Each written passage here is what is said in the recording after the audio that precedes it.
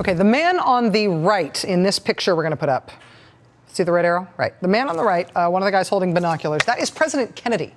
It's 1962. He's at Camp Lejeune in North Carolina, and he's holding binoculars because he is watching the Marine Corps practice landing operations.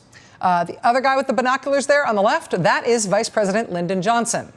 Sitting between President Kennedy and Vice President Johnson is the King of Iran. Iran has a king, or at least Iran had a king, except they don't use the word king. They call him the Shah. The Shah, Mohammad Reza Pahlavi. Here he is again on that same trip with President Kennedy and with both of their wives, First Lady Jacqueline Kennedy and also the Empress of Iran, the Shah's wife.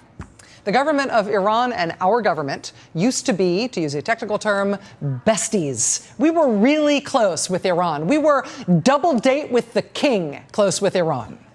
Of course, now our governments could not be more at odds. We have no formal relations with Iran. We don't have an embassy there. They don't have an embassy here. But we did used to be very, very close allies. And one of the major reasons that that relationship ended was because of the Shah and the CIA.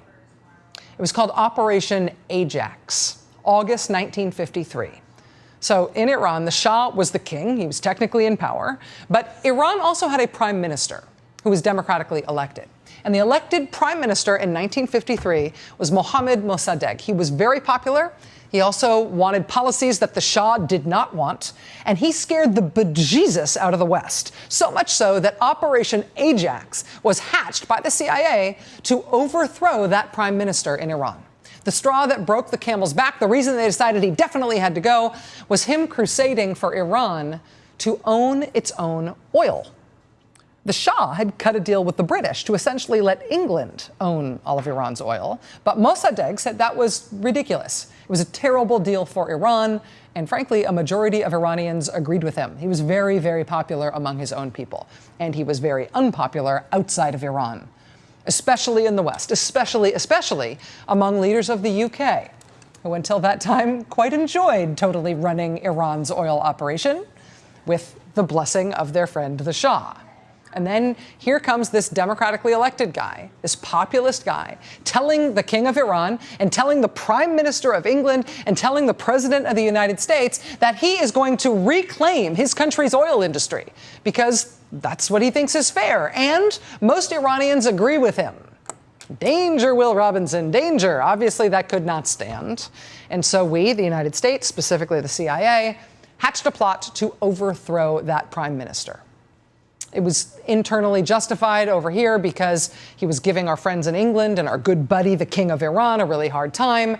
And we were also scared that he seemed too friendly with the communists in his country. So in the early 1950s, we organized a coup to overthrow the democratically elected leader of Iran. We used propaganda and subterfuge to gin up and fake street protests. We pressured our buddy, the Shah himself, to sign a decree forcing the prime minister out of office. The Shah had to flee Iran for his own safety for a while once he did that. But the coup did work. And the elected prime minister, this populist guy, was forced out.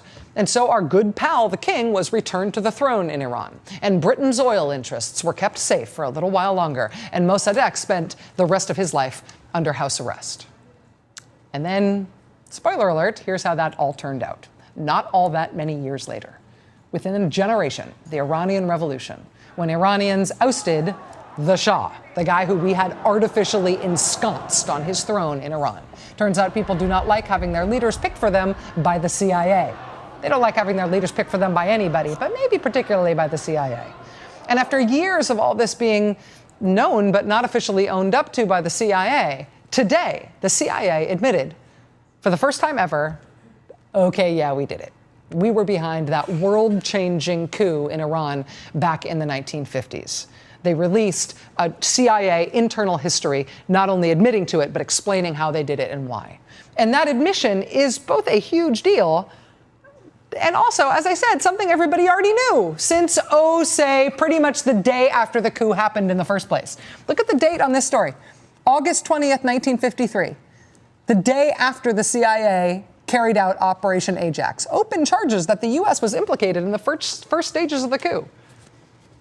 This was the day after the coup. They were already saying it was us, but we've always formally denied it until today. And this is such a widely known thing that we did that there is literally an app for it.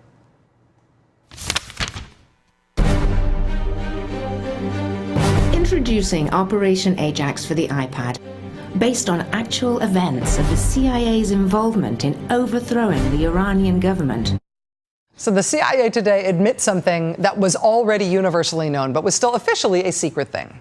And there have been a flurry of these kinds of no-duh CIA admissions lately.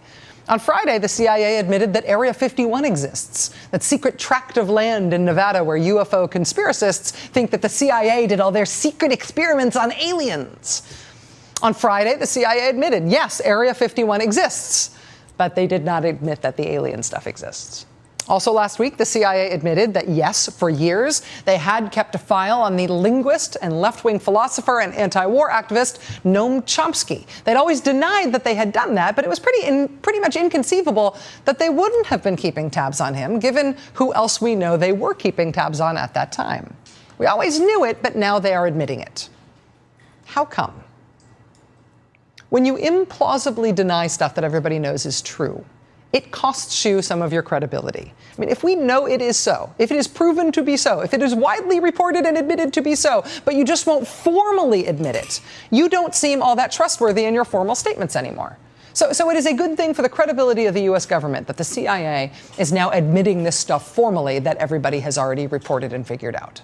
That's also why it was good for the credibility of the U.S. government when we finally got an admission from the Obama administration that we are, in fact, killing people with drones outside of war zones.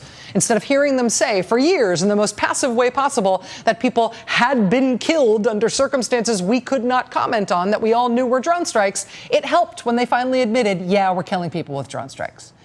And that is why it is good now for the credibility of our government that we are finally getting this admission from the CIA about what happened in Iran. And yeah, maybe it took until today, until the 60th anniversary of the coup, but they never saw fit to admit to it before, and now they do.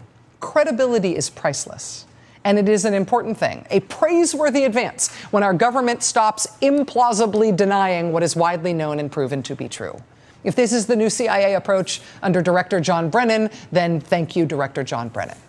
If in your life people believe you when you talk, it is a sign of credibility well earned and in some ways of a life well lived. Same goes for government. If you are in public service, try to leave government more credible than how you found it when you got there. Telling us what exactly the NSA does might be a nice next step, you guys.